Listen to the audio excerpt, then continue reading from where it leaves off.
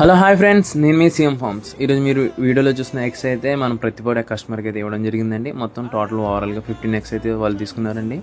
మనకి ఎగ్ వచ్చి 350 పడిందండి.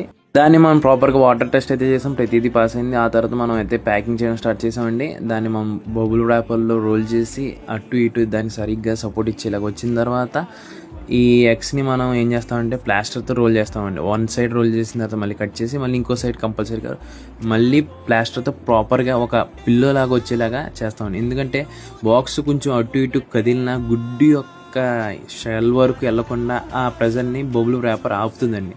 అందుకోసమనే ఈ ఎయిర్ సస్పెన్స్ లోపల బబుల్ ర్యాపర్లో ఎయిర్ సస్పెన్స్ ఉంటుంది కదండి, దానివల్ల మన గుడ్డుగా అనేది కుదిపెళ్ళదండి. ఇది నేనైతే బబుల్ ర్యాపర్ వాడే అసలైన విధానం.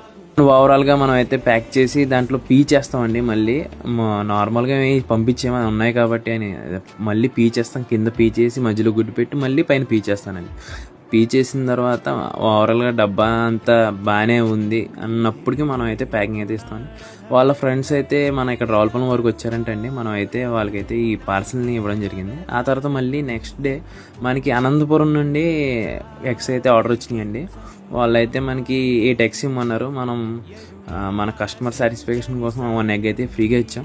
దాన్ని మనం ప్రాపర్గా ప్యాక్ చేసి దాన్ని ఇంతక వీడియోలో చూపించిన విధంగా ఆయన రావులపాలెం నుండి అనంతపురం పంపించాలంటే మామూలు విషయం కదండి. ఆయన బాక్స్ అయితే ఓపెన్ చేసి చూసుకున్నారు. ఏ ఎగ్ కూడా డ్యామేజ్ అవ్వకుండా సేఫ్గా వెళ్ళింది అన్నారు. ఆయన అయితే చాలా హ్యాపీ.